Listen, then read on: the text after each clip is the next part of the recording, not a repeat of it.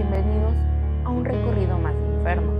Apaga todas las luces, asegura todas las ventanas y ponte cómodo, que aquí es donde empiezan nuestras terribles pesadillas. La dueña del espejo. Una joven mujer amaba los espejos. Solía pasar el tiempo libre buscando estos artículos en ventas de garaje y tiendas de antigüedades. Cierto día adquirió un antiguo espejo que perteneció a una mujer recién fallecida. El objeto llamó tanto su atención que decidió instalarlo en su propia habitación. Sin embargo, al poco tiempo de instalar el espejo, su casa quedó envuelta en una atmósfera extraña. Sentía que alguien la observaba constantemente. Por pura intuición, la mujer dedujo que el problema estaba en el espejo, así que una noche se paró frente a él y dijo: «Manifiéstate ante mí y di lo que quieres». Esa fue una terrible idea. En las semanas posteriores al atrevimiento, empezaron a suceder cosas extrañas. Las discusiones familiares incrementaron, los objetos se movían solos, las mascotas se enfermaron y el sueño de los habitantes era perturbado por extraños sonidos en medio de la madrugada. La aterrada mujer consultó a una amiga experta en varas de sinestesia, una técnica espiritual que consiste en leer objetos cargados de energía. La medium encontró que la antigua dueña de ese espejo tuvo una experiencia completamente negativa y vana. De alguna forma, el espíritu de esa persona quedó atrapado en el espejo. Al adquirir el artículo y llevarlo a casa, la mujer trasladó toda esa energía maligna y generó un poltergeist. La medium realizó la limpia en la propiedad, aconsejó a su amiga librarse del espejo lo antes posible. Supuestamente, el espejo también quedó libre de esa energía negativa al destruirse y todo volvió a la normalidad. La mujer pájaro. Les contaré una de tantas cosas que me sucedieron de pequeña, en la casa que vivía con mis abuelos paternos, con los que me crié. Tenía tan solo 11 años cuando fallece mi abuela, y solo quedó al cuidado de mi abuelo, quien se levantaba un poco más de las 5 a.m. para ir a trabajar a la oficina municipal de mi pueblo. Esta misma estaba en nuestra casa, solo que en la parte anterior de la casa. Era una enorme casa de adobe, de habitaciones amplias y techos altísimos, bastante oscuras, de no ser por el velador en mi mesita de noche. Yo siempre sentí temor al quedarme sola allí, así que apenas oía su despertador sonar, no podía lograr volver a dormirme. Cierta madrugada, mi abuelo se había ido a trabajar y yo sola hacía mi rutina para mitigar el miedo que me atormentaba. Le di historietas debajo de la frazada con la veladora, tapada hasta la cabeza, solo esperando a ver la luz del día. Esta vez fue diferente, ya que sentí deseos de orinar y me armé de valor para cruzar la habitación y luego la galería al llegar al patio y así al baño. Pero cuando me pongo de pie en el patio, escucho una mujer que me nombra. Yo, ansiosa y contenta, espero ver aparecer una de las secretarias de la oficina, que también estaría con la misma intención que yo, entrar al baño. Miro hacia el patio y no hay nadie. Escucho mi nombre nuevamente. Me percato que la voz viene del techo del baño. Miro hacia allí y casi muero al ver un enorme pájaro con cara de mujer, haciéndome señas con un ala como si estuviera invitándome o llamándole. Morí de miedo, corrí al baño y solo pude sentarme en el rincón y escuchar el aleteo de aquella cosa hasta que amaneció. Aún hoy siento ese temor de recordar esa terrible experiencia. Nunca se lo conté a mi abuelo, nunca supe qué fue.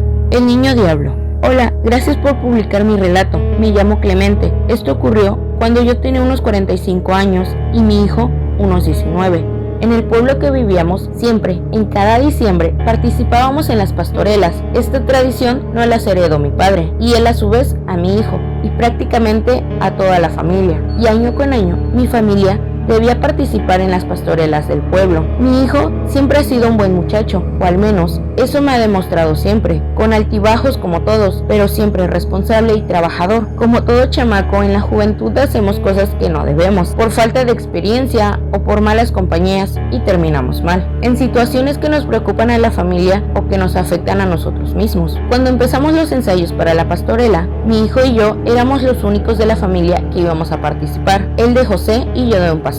Pero por esos días recuerdo que mi hijo andaba en malas compañías. Se juntaba con un grupo de muchachos que se les conocía en el pueblo por andar en drogas y delincuencia. Siempre lo regañaba cuando lo veía con ellos y él se enojaba y empezábamos a discutir. El día de ese ensayo no fue la excepción. Andaba ahí con esos malos muchachos y lo regañé porque ya íbamos tarde al ensayo. Se enojó mucho, más de lo normal, tanto que hasta me renegó que yo fuera su padre y él mi hijo. En el ensayo Todos se dieron cuenta que estábamos molestos el uno con el otro, y así pasamos toda la tarde. Ya de regreso a casa, íbamos caminando juntos, pero distanciados. Él iba como unos 10 metros delante de mí, ya era de noche, y las pocas luces del alumbrado apenas dejaban ver el camino entre las milpas que debíamos seguir. Como a los 10 minutos de iniciado nuestro paso por las milpas, oímos un bebé llorar, y digo oímos porque mi hijo inmediatamente volteó su mirada a mí cuando escuchamos el llanto. Yo pensé que alguna mala madre dejó ahí al niño entre las milpas para deshacerse de él y que se lo comieran los coyotes o se muriera de frío.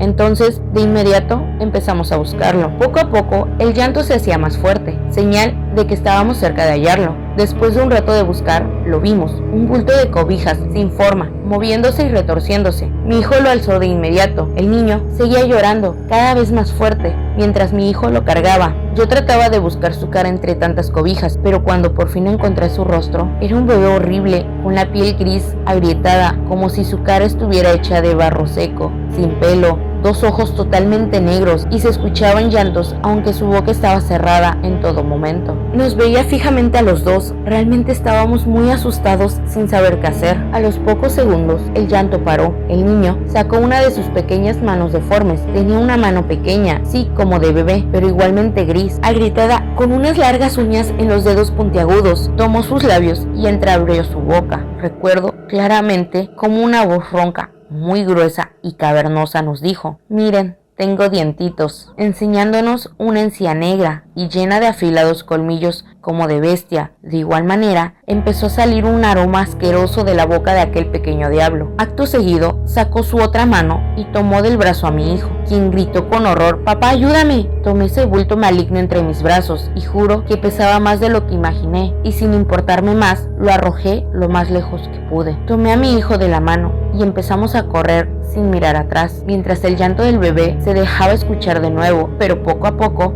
se convertía en una risa macabra, siniestra, burlona, gruesa, ronca y cavernosa, como si supiera que nos hizo pasar el susto de la vida, y eso le hacía gracia. Llegamos como en 10 minutos a la casa, cuando normalmente nos hacíamos media hora de camino. Mi esposa nos vio pálidos, agitados, el corazón se nos salía. Mi hijo abrazó a su mamá y se puso a llorar. Le contamos a mi esposa lo que pasó, y ella llamó al padre del pueblo para que nos ayudara. Gracias a la buena relación que siempre tuvimos con los padres de ahí, pudo ir a visitarnos a la casa a esa hora de la noche. Nos explicó que seguramente se trataba de un demonio, que aprovechó la ira que sentíamos entre mi hijo y yo para materializarse. Aprovechó que hacíamos la representación del nacimiento del niño Jesús con enojo y renegando de nosotros mismos, cuando debía ser todo lo contrario. Por eso se nos apareció el diablo.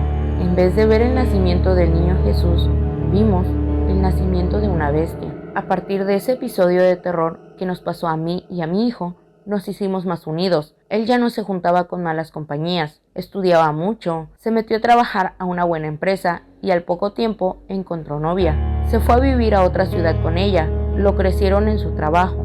Hace tiempo nos llamó por teléfono para darnos la noticia de que su esposa esperaba un bebé, pero que le dio miedo un sueño que tuvo, donde su bebé era el mismo niño diablo que vimos aquella noche entre las milpas. Le dije que no pensara en eso y que fuera con un padre de la iglesia a platicar. Seguro le ayudaría con esos malos pensamientos. Gracias a Dios, el niño nació muy sano y mi hijo y su esposa están felices, pero nadie nos quitará de la mente aquella vez del niño diablo.